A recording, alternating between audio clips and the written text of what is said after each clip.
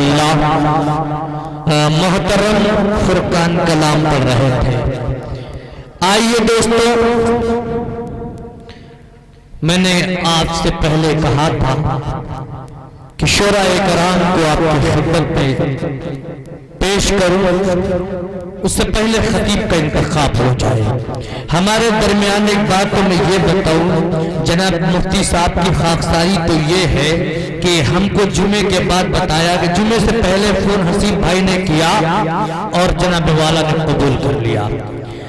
آئیے بلا تاخیر اس عظیم شخصیت کا انتخاب کرتے ہیں جنہوں نے کم مدت میں بہت سا علم حاصل کیا، اور یہ علم کا دریا بحیرہ سے نکلتا ہے، تمام جگہوں کو پھیلاتا ہوا آج صبر طلوع میں تشریف لائے ہوئے ہیں۔ جناب والا کی شان میں کیا کہوں، ضیاء کی زبان تنگ ہو رہی ہے، بس زبان سے وہی چار مثلیں نکلتے ہیں کہ کشتی کا پاسبان فقط نا خدا نہیں، کشتی کا پاسبان فقط نا خدا نہیں، کشتی میں بیٹھنے کا سلیقہ بھی چاہیے۔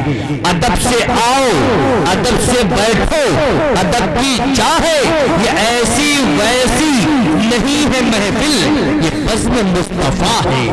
با ادب پھر ادب کا مقام آ رہا ہے، محمد کا پھر ایک غلام آ رہا ہے۔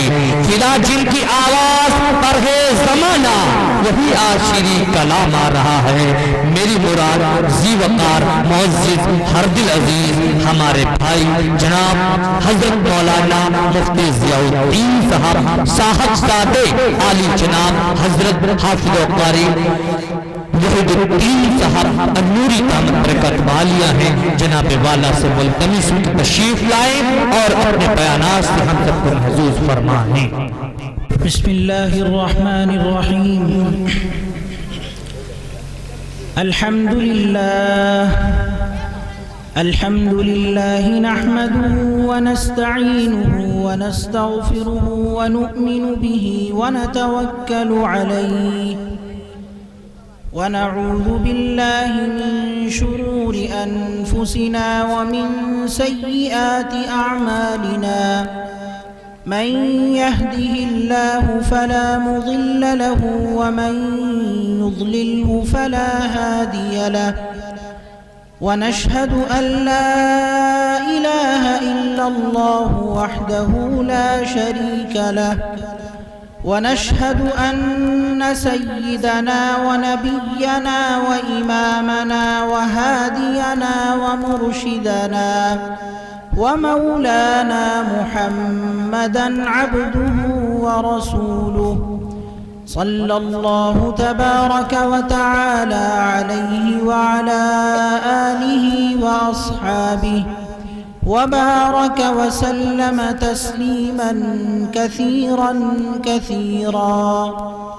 أما بعد، فإن أصدق الحديث كتاب الله، وأحسن الهدي هدي محمد صلى الله عليه وسلم، وخير الأمور عوازمها، وشر الأمور محدثاتها، وكل محدثة بدعة، وكل بدعة ضلالة، وكل ضلالة في النار.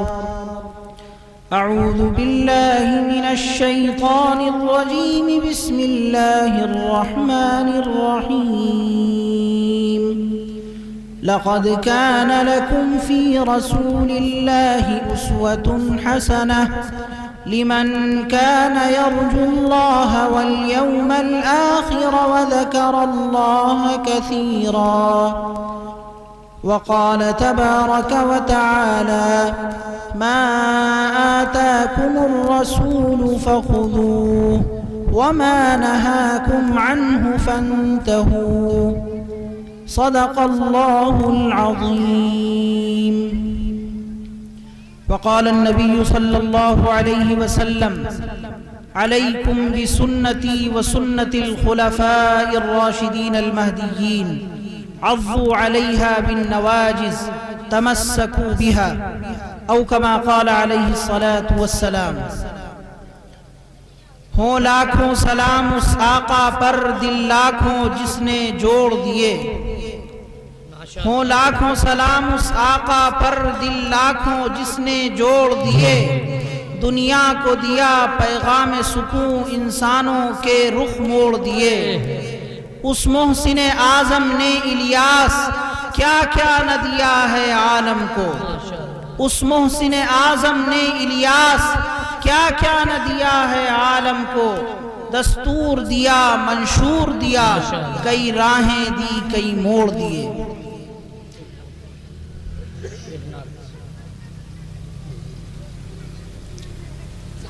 ناظم اجلاس میرے مشفق و محترم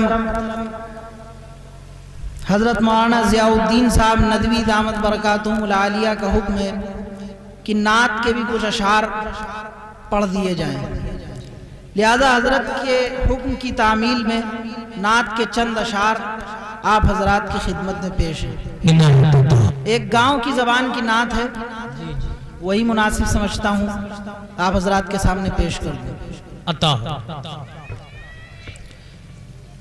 آئی رت البیلی پھولے چمپا چمیلی، مورے انگناما جل گئے دیپ رے، مورے انگناما جل گئے دیپ رے۔ آج کتنا ہے پرکیف موسم، بہت خوب، آج کتنا ہے پرکیف موسم، چڑ گیا ہے فضاؤں میں سرگم، چڑ گیا ہے فضاؤں میں سرگم، سج گئی ہر گلی جیسے دلہن، نور کی تن گئی ایک چلمن، نور کی تن گئی ایک چلمن، ایسے آکے بھی راجا جیسے سپنوں کا راجا، مورے انگناما جل گئے دیپ رے، مورے انگناما جل گئے دیپ رے۔ کھل گیا آج مکے کا گلشن، کھل گیا آج مکے کا گلشن، بھر گیا ہے امیدوں کا دامن، بھر گیا ہے امیدوں کا دامن، سج گئی ہر گلی جیسے دلہن، نور کی تن گئی ایک چلمن، نور کی تن گئی ایک چلمن، پورے مستی ماجو میں مکھڑا آقا کا چومے، مورے انگناما جل گئے دیپ رے، سبحان اللہ، ماشاءاللہ، انگناما جل گئے دیپ رے۔ جن و انسان کا ہنستے ہی رہنا، جن و انسان کا ہنستے ہی رہنا، رخ سے کلیوں کے شبنم کا بہنا، رخ سے کلیوں کے شبنم کا بہنا، جیسے حوروں کے کانوں کا گہنا، اہل مکے کا ایسے میں کہنا، اہل مکے کا ایسے میں کہنا، یہ ہے شاہ مدینہ ان کا مہکے پسینہ، مورے انگناما جل گئے دیپ رے، مورے انگناما جل گئے دیپ رے۔ ہے فرش فرشتوں کی ہر سو قطاریں ہیں، فرشتوں کی ہر سو قطاریں، نور کی پڑ رہی ہے پھواریں، نور کی پڑ رہی ہے پھواریں، ہاتھ باندھے کھڑی ہے بہاریں، کہہ دو سب آ کے صدقہ اتار، سبحان اللہ سبحان اللہ، آ کے صدقہ اتاریں، چاند و سورج ستارے اپنا دامن پسارے، مورے انگنامہ جل گئے دیپ رے، مورے انگنامہ جل گئے دیپ رے،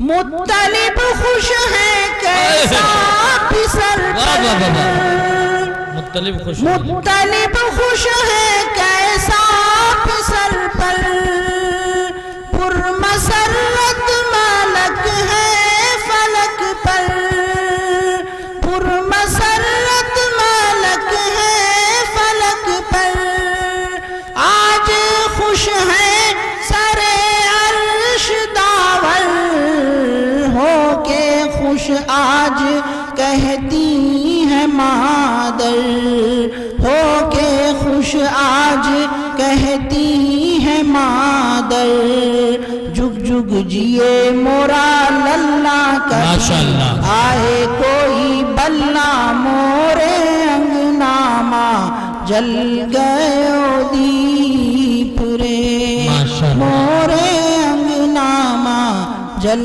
گئے دیپ رے، آئی رت البیلی پھولے چمپا چمیلی، مورے انگنامہ جل گئے دیپ رے۔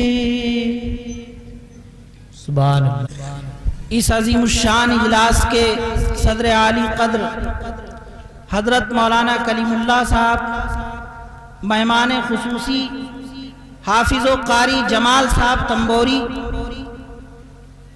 اور میرے مشفق و محترم، میرے مربی اور محسن، اس اجلاس کی شاندار اور کامیاب نظامت کے فرائض انجام دے رہے حضرت مولانا ضیاء الدین صاحب دامت برکاتہم، اور حضرات شعراء کرام، معزز حاضرین مجلس، سب سے پہلے تو میں اس اجلاس کی داغ بیل ڈالنے والے اور اس اجلاس کو منعقد کرنے والے اپنے تمام احباب کو تہہ دل سے مبارکباد پیش کرتا ہوں۔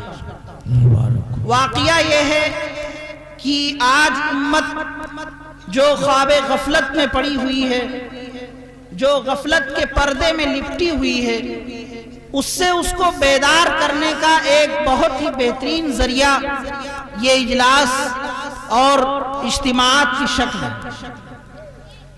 آج جیسا کہ آپ جانتے ہیں کہ یہ اجلاس سیرت النبی اور اصلاح معاشرہ کے عنوان پر ہو رہا ہے، اس لیے اس اجلاس میں ہم آپ سے ایران قرآن کی بات نہیں کریں گے، ہم آپ سے دنیا کی بات نہیں کریں گے، بلکہ اس کالی کملی والے کی بات کریں گے جس کو دیکھنے کے لیے فرشتے بھی اپنی پلکیں بچھائے رہتے تھے، جس کے دیدار کے لیے فرشتے بھی منتظر رہا کرتے تھے، اور اس جیسا حسین، اس جیسا خوبصورت اور اس جیسا خوبصیرت بھی فلک نے کبھی دیکھا ہی نہیں، زمین پر اس جیسا خوبصورت شخص کبھی آیا ہی نہیں۔ نہ کوئی داستاں ہے جس میں لطف داستاں بھر دوں، نہ کوئی داستاں ہے جس میں لطف داستاں بھر دوں، نہ افسانہ ہے جس کو جس طرح چاہوں بیاں کر دوں۔ یہ قرآنی بیاں ہے ایک کالی کملی والے کا، یہ قرآنی بیاں ہے ایک کالی کملی والے کا، وہ جس کے نور سے ظلمت نے منہ دیکھا اجالے کا، سبحان اللہ، وہ جس کے نور سے ظلمت نے منہ دیکھا اجالے کا، اور اسی کی زندگی نے زندگی کو زندگی بخشی، اسی کی زندگی نے زندگی کو زندگی بخشی، گلوں کو رنگ، مہر و ماہ کو تابندگی بخشی۔ سبحان اللہ سبحان اللہ۔ اسے شمس الضحیٰ کہیے، اسے بدر الدجا کہیے، اسے شمس الضحیٰ کہیے، اسے بدر الدجا کہیے، مگر اس کی شریعت کا ادب مانے ہیں کیا کہیے؟ کیا بات ہے میرے دوستو، میں آپ حضرات کے سامنے اس نبی رحمت صلی اللہ علیہ وسلم کی سیرت کو بیان کرنے کے لیے بیٹھا ہوں، اور یاد رکھیے کہ سیرت النبی اور اصلاح معاشرہ یہ دونوں ایک دوسرے کے لیے لازم اور ضروری ہیں۔ معاشرے کی اصلاح اس وقت تک ہو ہی نہیں سکتی ہے جب تک معاشرے کے اندر نبی کریم صلی اللہ علیہ وسلم کی سیرت پر عمل نہیں ہوگا۔ بے شک اگر کوئی انسان یہ چاہے کہ ہم معاشرے کی اصلاح حضور کی سنت کی خلاف ورزی کر کے کر لیں، اگر کوئی انسان یہ چاہے کہ ہمارا معاشرہ امن و سکون کا گہوارہ بن جائے اور اس کے ساتھ ساتھ ہم سنتوں کا جنازہ بھی نکالتے رہے، تو یہ دونوں چیزیں کبھی جمع نہیں ہو سکتی۔ معاشرے کی اصلاح اسی وقت ممکن ہے جب نبی کریم صلی اللہ علیہ وسلم کی سیرت پر عمل ہوگا۔ خلاف پیمبر کسے راہ گزیر، خلاف پیمبر کسے راہ گزیر کہ ہرگز بمنزل نہ خواہد رسی، مپندار سادی کی راہ صفا، مپندار سادی کی راہ صفا، تمام رفت جز بر پے مصطفیٰ۔ حضرت شیخ سعدی رحمۃ اللہ علیہ فرماتے ہیں کہ حضور کے طریقے کو چھوڑ کر کے اگر کوئی شخص یہ سوچتا ہے، یہ خیال کرتا ہے کہ وہ کامیابی کو پالے گا، وہ ترقی کو پالے گا، وہ صحیح راستہ پالے گا، تو یہ صرف اس کا خیال ہے، وہ کبھی کامیابی کو نہیں پا سکتا۔ حضور کے طریقے کو، حضور کی سیرت کو چھوڑ کر کبھی کوئی شخص نہ کامیاب ہوا ہے ماضی میں اور نہ کامیاب ہو سکتا۔ پھر آگے شیخ سعدی رحمۃ اللہ علیہ مزید تشریح کرتے ہوئے فرماتے ہیں اپنی ذات کو مخاطب کر کے کہ اے سعدی، اس گمان میں مت رہنا، اس خیال میں مت رہنا کہ جو سچائی والا راستہ ہے، جو سیدھا راستہ ہے، جس کو صراط مستقیم کہا گیا ہے قرآن کریم کے اندر، جس کی دعا اللہ تبارک و تعالیٰ نے انسانوں سے منگوائی ہے، اور ہم 5 وقت جو نماز پڑھتے ہیں اس میں سورہ فاتحہ کی تلاوت کرتے ہیں، اس کے اندر اللہ تبارک و تعالیٰ نے ارشاد فرمایا ہے اہدنا الصراط المستقیم، لوگوں اللہ سے یہ دعا مانگو کہ اللہ ہم کو سیدھا راستہ دکھا دیجیے۔ اور اس سیدھے راستے کی بھی وضاحت اللہ تبارک و تعالیٰ نے فرما دی ہے، اولئک الذین انعم اللہ علیہم من النبیین والصدیقین والشہداء والصالحین وحسن اولئک رفیقا۔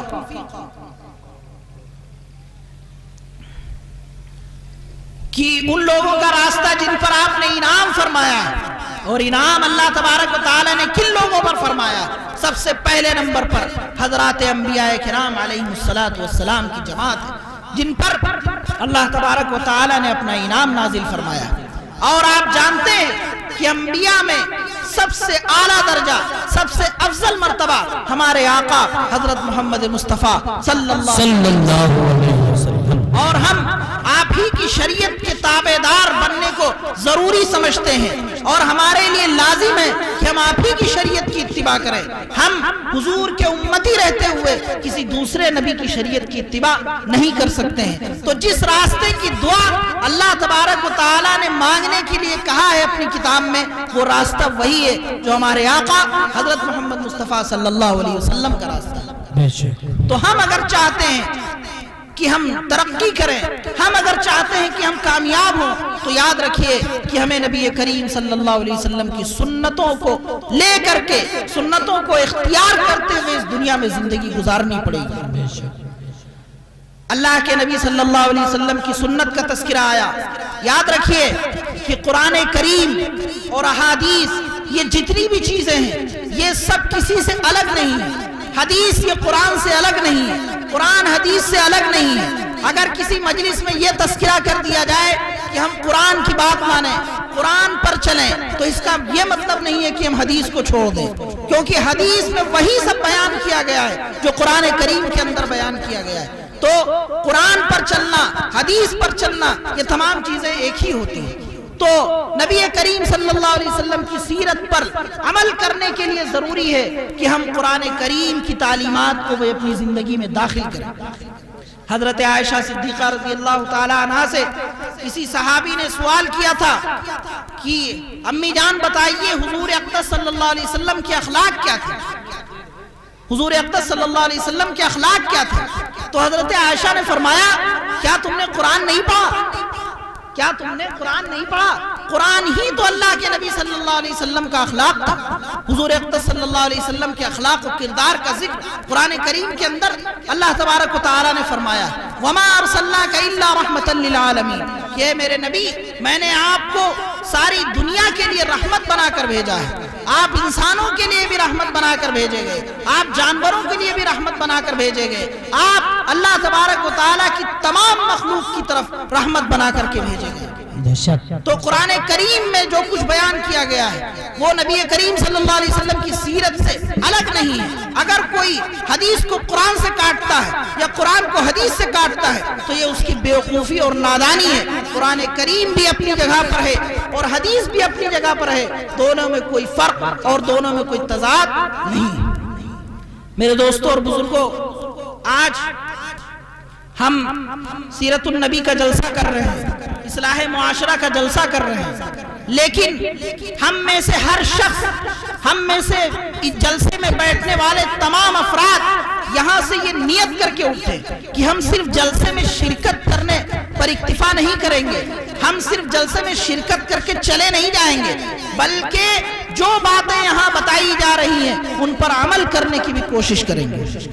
اگر ہم یہاں کی بتائی ہوئی باتوں پر عمل کرنے کی نیت سے جلسہ سن رہے ہیں تب تو ہمارا جلسہ سننا کامیاب ہے، ہمارا جلسہ سننا بامقصد ہے، اور اگر ہم صرف نظارہ کرنے کے لیے یہاں آئے ہیں تو ہمارے آنے کا کوئی فائدہ نہیں ہے، جیسے آئے تھے ویسے ہی چلے جائیں گے۔ میرے دوستو، حضور کی سیرت کا جلسہ جو منعقد کیا گیا ہے اس کا یہی مقصد ہے کہ ہم جو حضور کی سیرت سنیں اس کو اپنی زندگی میں لانے کی کوشش کریں، کیونکہ معاشرے کی اصلاح اسی سے ہونی ہے۔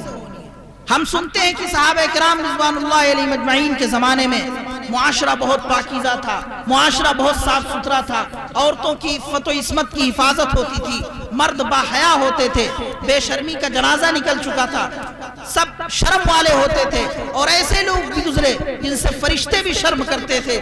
حضرت عثمان غنی رضی اللہ تعالیٰ عنہ کے بارے میں اللہ کے نبی صلی اللہ علیہ وسلم نے فرمایا احیاہم عثمان، کی لوگوں میں سب سے زیادہ شرم والے حضرت عثمان ہیں۔ تو ہم یہ سب سنتے ہیں، لیکن کبھی ہم نے یہ بھی غور کیا کہ وہ معاشرہ پاکیزہ کیوں تھا؟ وہ معاشرہ اتنا صاف ستھرا کیوں تھا؟ کیا وجہ تھی؟ کس چیز کو لے کر کے وہ لوگ آگے بڑھے تھے؟ کس چیز کو انہوں نے اپنا آئیڈیل اور نمونہ بنایا تھا اور اس کو سامنے رکھ کر کے انہوں نے اپنی زندگی گزاری تھی؟ یہ غور کیا ہم نے کبھی؟ دوستو غور کریں آپ تو یہی پتہ چلے گا کہ صحابہ کرام رضوان اللہ علیہ مجمعین کے زمانے میں کوئی اور چیز تھی ہی نہیں، صرف ان کے سامنے قرآن کریم تھا اور نبی کریم صلی اللہ علیہ وسلم کی حدیث تھی۔ قرآن کریم کو انہوں نے اپنی زندگی میں بسایا، اللہ کے نبی صلی اللہ علیہ وسلم کی احادیث پر عمل کر کے دکھایا، جس کا نتیجہ یہ ہوا کہ وہ دنیا کی سب سے پاکیزہ مخلوق کہلائے اور دنیا کا سب سے پاکیزہ معاشرہ بن گیا، عرب کا معاشرہ جو تھا۔ انہوں نے قرآن کریم کے اس فرمان قُلْ لِلْمُؤْمِنِينَ يَغُضُّوا مِنْ أَبْصَارِهِمْ وَيَحْفَظُوا فُرُوجَهُمْ کی اطاعت کی۔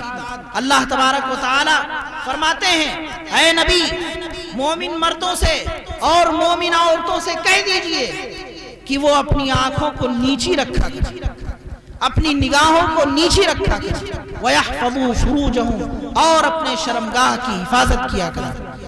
نگاہ غلط جگہ پر نہ پڑے، نگاہ غلط چیز پر نہ پڑے۔ جن چیزوں پر اللہ تبارک و تعالیٰ نے نگاہ ڈالنے کی اجازت دی ہے صرف وہی انسان کی نگاہ پڑے، دوسری ناجائز اور غلط چیزوں پر، حرام چیزوں پر نگاہ انسان کی نہ پڑے۔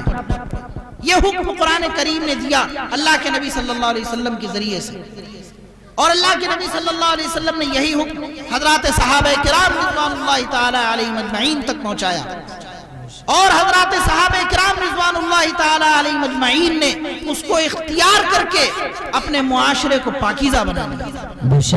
معلوم یہ ہوا کہ اگر ہم قرآن کے اس حکم کو آج بھی اپنی زندگی میں بسا لیں، اگر آج بھی ہم قرآن کے اس حکم کی پاسداری کرنے لگے تو ہمارا معاشرہ بھی پاکیزہ ہو سکتا ہے، ہمارا معاشرہ بھی برائیوں سے پاک ہو سکتا ہے، ہمارے معاشرے سے بھی برائیاں ختم ہو سکتی ہیں. ایک مرتبہ کا واقعہ ہے کہ ایک اسلامی لشکر کہیں جا رہا تھا، راستے میں یہودیوں نے اپنی جوان لڑکیوں کو برہنہ حالت میں کھڑا کر دیا. مسلمانوں کے جو لشکر کے جو افراد تھے ان کو بھڑکانے کے لیے اور ان کو راہ راست سے ہٹانے کے لیے اپنی یہودی لڑکیوں کو، جوان لڑکیوں کو برہنہ کر کے کھڑا کر دیا سڑک پر جو ان کا راستہ تھا. اب ظاہر ہے کہ انسان تو انسان ہے، انسان سے غلطی بھی ہو سکتی ہے. تو صحابہ کرام رضوان اللہ علیہ اجمعین کو فکر لاحق ہوئی کہ بھئی یہودیوں نے یہ پروگرام بنا رکھا ہے اور ہم کو اسلام سے برگشتہ کرنے کے لیے، ہمارا اسلام کمزور کرنے کے لیے انہوں نے پروگرام بنایا، تو اب ہم کیا کریں؟ تو انہوں نے اپنے قافلہ سالار سے کہا جو ان کا سردار تھا کہ حضرت کیا کرنا چاہیے؟ قافلہ سالار نے جو اس وقت کے خلیفہ تھے غالباً حضرت عمر رضی اللہ تعالیٰ عنہ، ان کو خط لکھا کہ حضرت ایسا ایسا معاملہ ہے، یہودیوں نے اپنی لڑکیوں کو کھڑا کر دیا ہے، ہمارے نوجوانوں کا دل بہک سکتا ہے، ہمارے نوجوان فتنے کا شکار ہو سکتے ہیں، ہم کیا کریں؟ حضرت عمر رضی اللہ تعالیٰ عنہ نے جواب لکھا کہ کچھ کرنے کی ضرورت نہیں ہے، صرف قرآن کریم کی ایک آیت پڑھ کر کے سنا دی جائے. قُلْ لِلْمُؤْمِنِينَ يَغُضُّوا مِنْ أَبْصَارِهِمْ وَيَحْفَظُوا فُرُوجَهُمْ. ماشاءاللہ. مومن مردوں اور مومن عورتوں سے کہہ دیجئے کہ وہ اپنی نگاہ کو نیچی رکھیں اور اپنے شرمگاہ کی حفاظت کریں. چنانچہ جو سالار قافلہ تھے، قافلے کے امیر تھے، انہوں نے یہ آیت پڑھ کر کے پورے مجمع میں سنا دی اور اسلام کا لشکر روانہ ہوا اور نگاہ اس طرح نیچی کیے ہوئے تھا کہ یہودیوں کی جوان لڑکیاں برہنہ حالت میں کھڑی ہوئی تھی، کسی نے نگاہ اٹھا کر کے ایک نگاہ بھی ان کی طرف نہیں دیکھا اور نگاہ نیچی کیے ہوئے ان کے سامنے سے گزر گئے. ان عورتوں نے کہا، ان جوان لڑکیوں نے کہا کہ یہ انسان ہے کہ انسانی شکل میں فرشتے ہیں، ان کے اوپر شہوت کا کوئی دباؤ ہی نہیں ہے، شہوت کا کوئی غلبہ ہی نہیں ہے. میرے دوستو، انسان تھے، ان کے اوپر شہوت کا غلبہ بھی ہوتا تھا، نفسانی خواہشات بھی تھی، لیکن قرآن کریم کی تعلیمات ان کو تمام چیزوں سے زیادہ محبوب تھی. انہوں نے قرآن کریم کی تعلیمات کو مانا، قرآن کریم کی اس تعلیم پر عمل کیا تو اللہ تبارک و تعالیٰ کی مدد بھی نازل ہوئی، اللہ تبارک و تعالیٰ کی نصرت بھی نازل ہوئی. لا يؤمن احدكم حتى يكون هواه تبعا لما جئت به او كما قال علیہ الصلوۃ والسلام. اللہ کے نبی صلی اللہ علیہ وسلم نے فرمایا تم میں سے کوئی اس وقت تک مکمل ایمان والا نہیں ہو سکتا جب تک وہ میری لائی ہوئی چیزوں کے تابع اپنی طبیعت کو نہ بنا دے. یعنی اس کی طبیعت ایک طرف ہو اور ہماری تعلیمات ایک طرف ہو تو وہ اپنی طبیعت کی جو مرضی ہو اس کو چھوڑ دے اور ہماری تعلیمات کو لے اور ہماری تعلیمات پر عمل کرے. دوستو، ماضی میں جو بھی معاشرہ پاک باز بنا ہے، ماضی میں جو بھی معاشرہ کامیاب بنا ہے، ماضی میں جو بھی انسان کامیاب بنا ہے، وہ نبی کریم صلی اللہ علیہ وسلم کی سیرت کو سامنے رکھ کر کے کامیاب بنا ہے. آج اسی نبی کی سیرت کا ہم تذکرہ کر رہے ہیں، لیکن نبی کریم صلی اللہ علیہ وسلم کی سیرت بھی ہمارے سامنے ہے، آپ کا اخلاق بھی ہمارے سامنے ہے، آپ کا کردار بھی ہمارے سامنے ہے. اس کے باوجود ہم پریشان کیوں ہیں؟ اس کے باوجود ہمارے اوپر آفت اور مصیبت کیوں آ رہی ہے؟ جو چاہتا ہے وہ ہم کو پریشان کرنے کو اپنی کامیابی تصور کرتا ہے اور آسانی سے پریشان بھی کر لیتا ہے. اس کی کیا وجہ ہے؟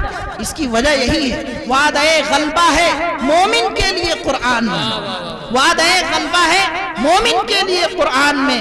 پھر جو تو غالب نہیں، کچھ ہے کسر ایمان میں. ہمارا ایمان وہ نہیں، ہمارا ایمان وہ نہیں ہے جو حضرت بلال حبشی رضی اللہ تعالیٰ عنہ کا تھا. ہمارا ایمان وہ نہیں ہے جو حضرت خباب رضی اللہ تعالیٰ عنہ کا تھا. ہمارا ایمان وہ نہیں ہے جو حضرت صہیب رومی رضی اللہ تعالیٰ عنہ کا تھا. ہمارا ایمان وہ نہیں ہے جو حضرت عمار ابن یاسر، حضرت یاسر اور حضرت سمیہ رضوان اللہ تعالیٰ علیہ مجمعین کا تھا. آج بھی ہو جو براہیم سے ایماں پیدا، آج بھی ہو جو براہیم سے ایماں پیدا، آگ کر سکتی ہے انداز گلستہ پیدا۔ آج بھی ہم کامیاب ہو سکتے ہیں، آج بھی ہم سربلند ہو سکتے ہیں، آج بھی ہم سرفراز ہو سکتے ہیں، آج بھی ہم دنیا پر حکومت کر سکتے ہیں، لیکن اس کے لیے شرط وہی ہے کہ ہمیں قرآن کریم کی تعلیمات پر عمل کرنا ہوگا، ہمیں نبی کریم صلی اللہ علیہ وسلم کی سیرت کو اپنانا ہوگا۔ نبی کریم صلی اللہ علیہ وسلم کی سیرت کے بہت سے پہلو ہیں، تمام پہلوؤں کو مختصر وقت میں بیان نہیں کیا جا سکتا، لیکن جو پہلو، جو چیزیں ذکر کی جا رہی ہیں حضور کی سیرت کی، اس کے بارے میں ہمیں اپنی ذات میں غور کرنا چاہیے۔ کیا حضور کی یہ سیرت ہمارے اندر پائی جاتی ہے؟ کیا حضور اقدس صلی اللہ علیہ وسلم کی سیرت کا یہ حصہ ہماری زندگی میں بھی ہے؟ اگر ہے تو ہم نبی کے سچے امتی کہلانے کے حقدار ہیں، اور اگر نبی کے امتی کہلانے کے باوجود ہم نبی کی سیرت کو پس پشت ڈالے ہوئے ہیں، نبی کی سیرت پر عمل نہیں کرتے ہیں، تو ہم مسلمان کہلانے کے حقدار نہیں ہیں میرے دوستو۔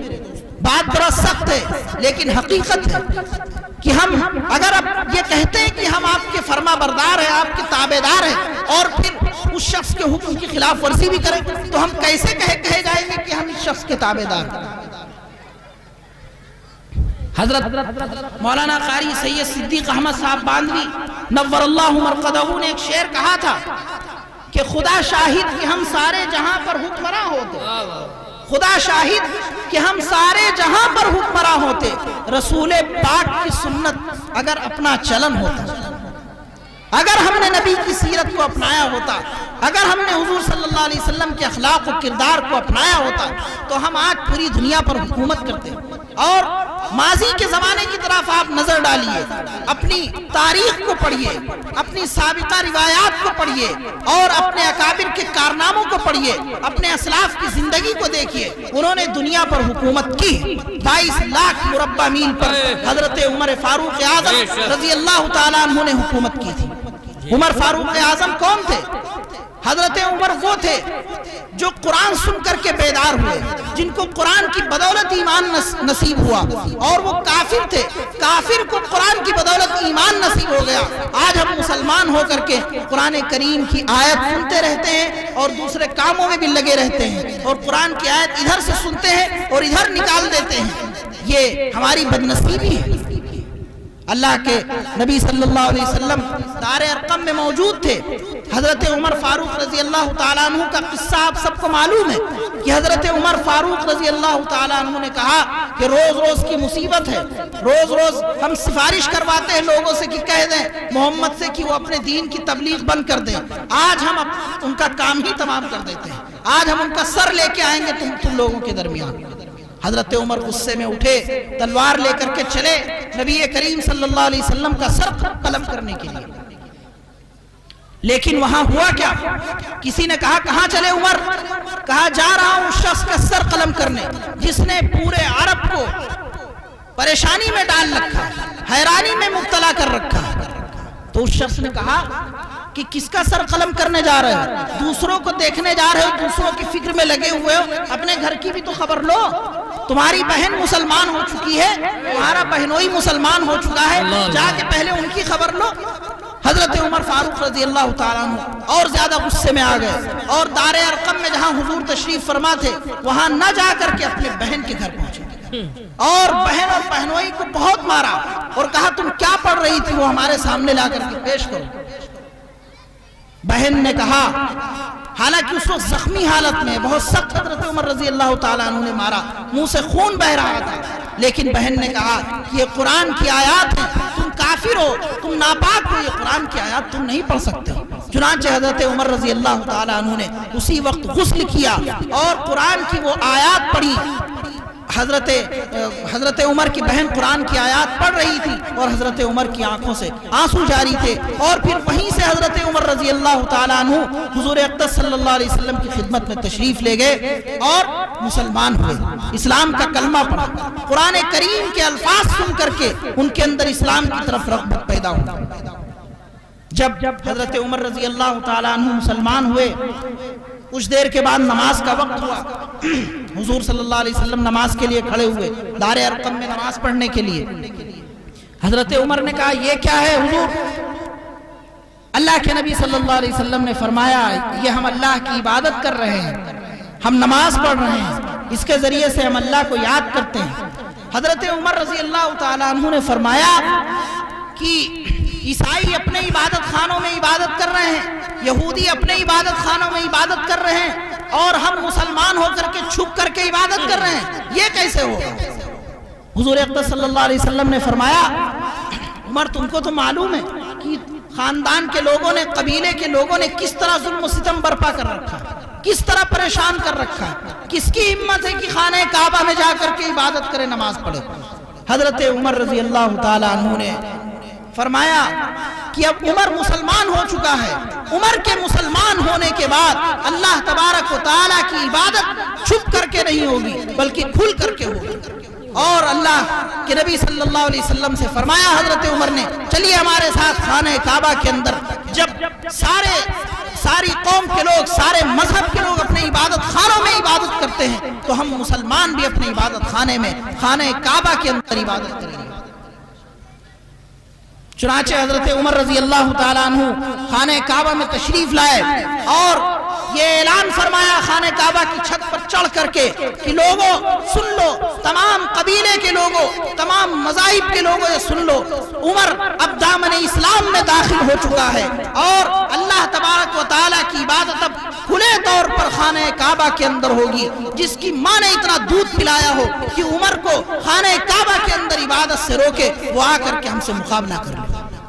چنانچہ حضرت عمر رضی اللہ تعالیٰ عنہ کی کہ اسلام لانے کے بعد اللہ کے نبی صلی اللہ علیہ وسلم نے اور مسلمانوں نے سب سے پہلے کھلے طور پر خانہ کعبہ کے اندر نماز پڑھی۔ یہ فیض ہے مقدم عمر کا، یہ فیض ہے مقدم عمر کا کہ در کھلا ہے خدا کے گھر کا، یہ فیض ہے مقدم عمر کا کہ در کھلا ہے خدا کے گھر کا، نماز کعبے میں ہو رہی ہے فرشتے خوشیاں منا رہے ہیں۔ سبحان اللہ۔ میرے دوستو، حضرت عمر فاروق رضی اللہ تعالیٰ عنہ کو جو ایمان ملا، حضرت عمر فاروق رضی اللہ تعالیٰ عنہ کے اندر جو جرأت و ہمت پیدا ہوئی وہ قرآن کریم کی برکت سے پیدا ہوئی۔ انہوں نے قرآن کریم کو اپنا نمونہ بنایا، انہوں نے قرآن کریم کو اپنا آئیڈیل بنایا۔ کتنے واقعات ہیں حضرت عمر فاروق رضی اللہ تعالیٰ عنہ کی جانثاری کے، کتنے سنائے جائیں آپ کو۔ ایک مرتبہ ایک منافق تھا اور ایک یہودی، ان دونوں کے درمیان کوئی معاملہ ہوا، تلوار کا معاملہ تھا۔ منافق کہہ رہا تھا تلوار میری ہے، یہودی کہہ رہا ہے تلوار میری ہے۔ معاملہ اللہ کے نبی صلی اللہ علیہ وسلم کی عدالت میں پہنچا۔ اب اسلام کی عدالت میں ایسا تو ہوتا نہیں تھا کہ پیسہ دے کر کے کام ہو جائے، وہاں تو شریعت کے قانون کے مطابق فیصلہ ہوتا تھا۔ اللہ کے نبی صلی اللہ علیہ وسلم نے دونوں کا بیان لیا، گواہ وغیرہ بلائے، جو قانون ہے اسلامی شریعت کا، اور اس میں فیصلہ یہ ہو گیا کہ یہ تلوار یہودی کی۔ چنانچہ اللہ کے نبی صلی اللہ علیہ وسلم نے منافق سے تلوار لے کر کے یہودی کو دے دی۔ اب وہ یہودی کہتا ہے کہ ہم اس فیصلے سے مطمئن نہیں ہیں، چلو عمر کے پاس چلتے ہیں۔ منافق کہتا ہے، جس کی تلوار نہیں تھی، جو فریق مخالف تھا، وہ کہتا ہے کہ ہم اس فیصلے سے مطمئن نہیں ہیں، چلو عمر کے پاس چلتے ہیں۔ عمر یہودیوں کے بارے میں بہت سخت تھا، دشمنان اسلام کے بارے میں بہت سخت تھا، چلو ان کے پاس چلتے ہیں۔ چنانچہ معاملہ لے کر کے حضرت عمر رضی اللہ تعالیٰ عنہ کے پاس پہنچے۔ حضرت عمر رضی اللہ تعالیٰ عنہ نے فرمایا بھئی کیا معاملہ؟ اس منافق نے بتایا کہ یہ تلوار میری تھی اور اس کو دے دی گئی یہودی کو، اور ہم فیصلہ کروا چکے ہیں۔ حضرت عمر رضی اللہ تعالیٰ عنہ نے دریافت فرمایا کس سے فیصلہ کروا چکے ہو؟ تو منافق نے کہا کہ ہم رسول اللہ صلی اللہ علیہ وسلم سے فیصلہ کروا کے آئے۔ تو حضرت عمر نے کہا اچھا۔ تو حضرت عمر نے کہا کہ رسول اللہ صلی اللہ علیہ وسلم نے فیصلہ کر دیا تو اب اس میں کسی انسان کو دخل دینے کی کیا گنجائش ہے؟ اس نے کہا نہیں، ہم چاہتے ہیں کہ آپ فیصلہ کریں۔ حضرت عمر فاروق رضی اللہ تعالیٰ عنہ اپنے گھر میں تشریف لے گئے، تلوار لے کر کے آئے اور اس منافق کی گردن مار دی اور فرمایا جو اللہ کے رسول کا حکم نہیں مانتا اس کے خلاف ہمارا یہی فیصلہ ہے۔ سبحان اللہ۔ اللہ تبارک و تعالیٰ نے قرآن میں بیان فرمایا فلا وربک لا یؤمنون حتی یحکموک فیما شجر بینہم، خدا کی قسم وہ لوگ مومن نہیں ہو سکتے ہیں اس وقت تک جب تک کہ آپ کا جو فیصلہ ہے اس کو بلا چونو چرا مان نہ لے، آپ کے فیصلے سے ان کو کوئی الجھن نہ ہو، آپ کے فیصلے کے آگے بالکل سرے تسلیم خم نہ کریں۔ دیکھیے حضرت عمر فاروق رضی اللہ تعالیٰ عنہ نے قرآن کریم کی تعلیمات کو کس قدر مانا، نبی کریم صلی اللہ علیہ وسلم سے کس قدر محبت۔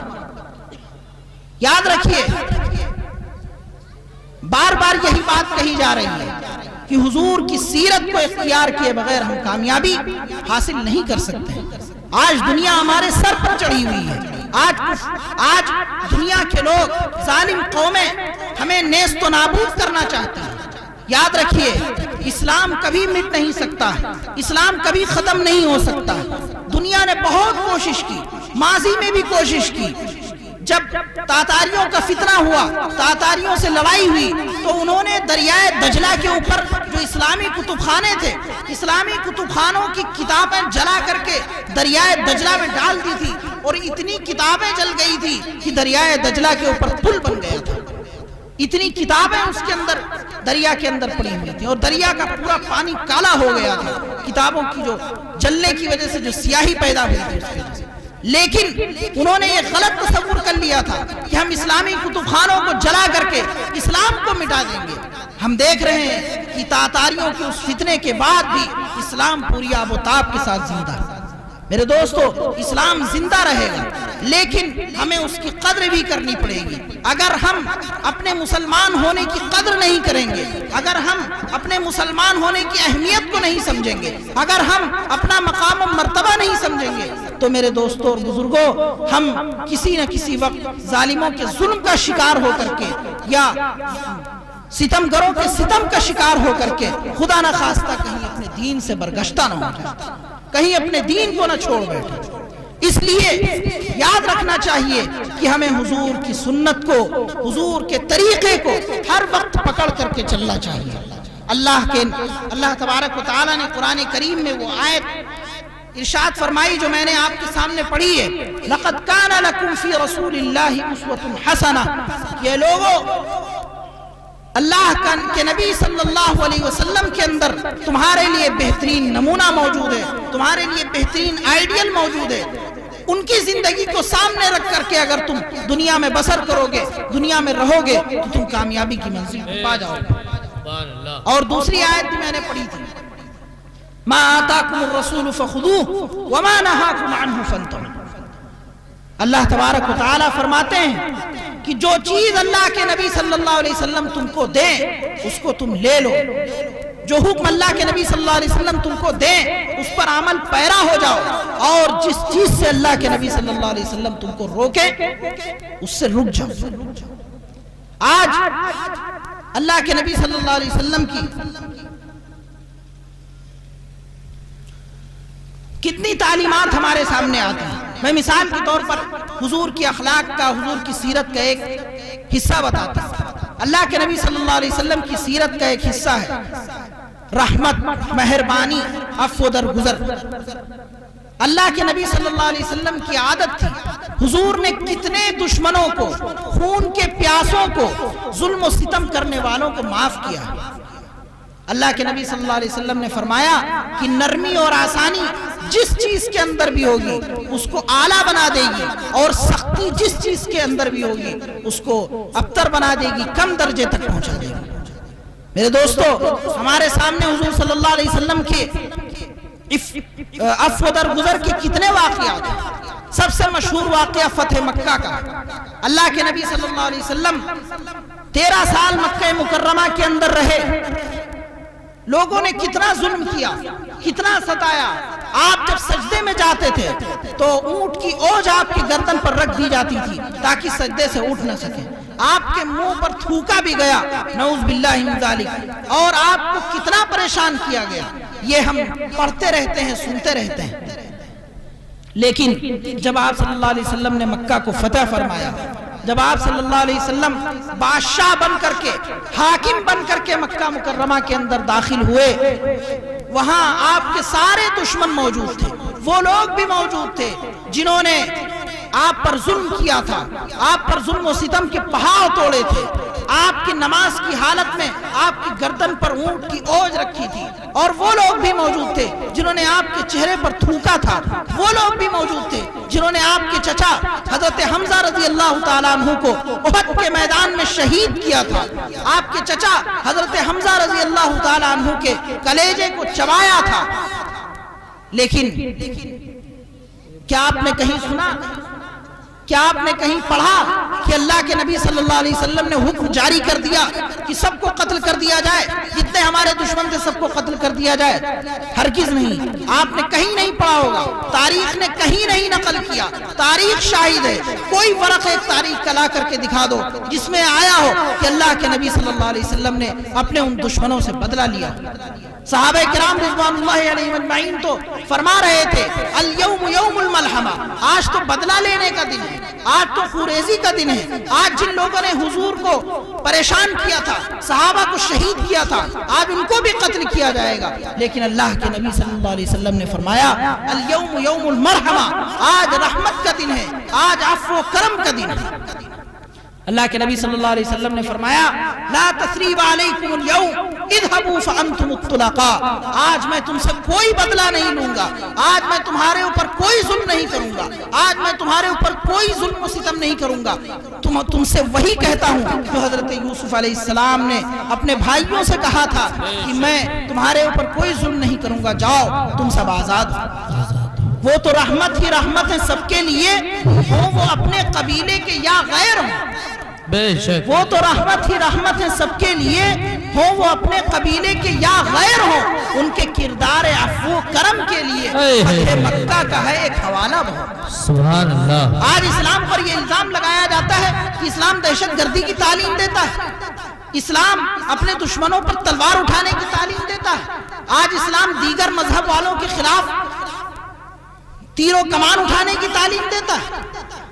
آپ حضور کی سیرت کو پڑھیے، صحابہ کرام کی سیرت کو پڑھیے، اگر اسلام دہشت گردی کی تعلیم دیتا تو جب حضرت عمر رضی اللہ تعالیٰ عنہ کے پاس وہ منافق تلوار کا معاملہ لے کر کے آیا تھا تو حضرت عمر رضی اللہ تعالیٰ عنہ فوراً یہودی کو قتل کرتے، لیکن حضرت عمر رضی اللہ تعالیٰ عنہ نے یہودی کو قتل نہیں کیا بلکہ اس منافق کو قتل کیا جو جھوٹا تھا، جو غلط طریقے سے اس تلوار کو ہڑپنا چاہتا تھا۔ میرے دوستو، اسلام کی تعلیمات کو پڑھیے، کتنا پڑھیں گے آپ، حضور کے کتنے واقعات کو دیکھیں گے، حضور نے کتنے لوگوں کو معاف کیا ہے، اور صرف حضور ہی نے نہیں بلکہ آپ کے بعد جو آپ کے ماننے والے آئے، جو آپ کے متبعین آئے، انہوں نے بھی معاف کیا ہے۔ حضرت مولانا سید حسین احمد صاحب مدنی نور اللہ مرقدہ کا واقعہ لکھا ہے کہ وہ کسی پنڈت جی کے ساتھ ایک جیل کے اندر تھے، جیل میں پنڈت جی اور ان کا جو بیرک جو جیل کے اندر ہوتا ہے جس میں رہتے ہیں مجرم، وہ دونوں ایک ہی میں تھے۔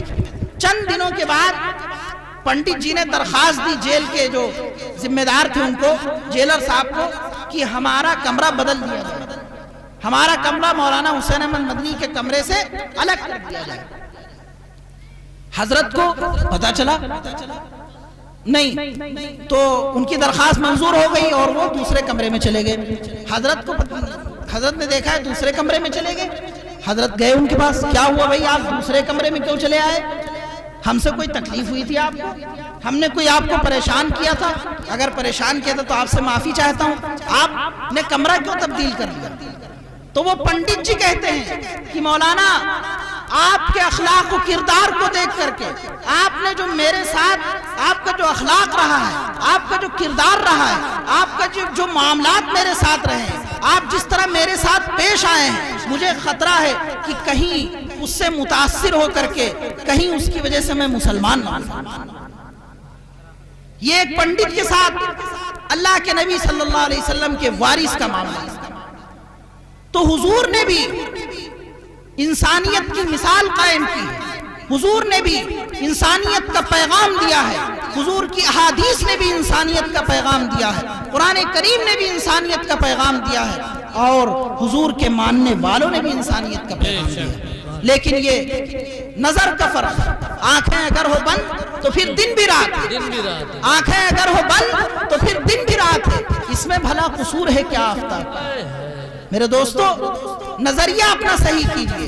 جو لوگ غلط فہمی میں مبتلا ہیں، جو اسلام کی تعلیمات سے ناواقف ہیں، وہ یہ سمجھتے ہیں کہ اسلام دہشت گردی کی تعلیم دیتا ہے، اسلام اپنے مخالف مذہب کو، اپنے سے علاوہ مذہب کے لوگوں کو ختم کرنے کی تعلیم دیتا ہے.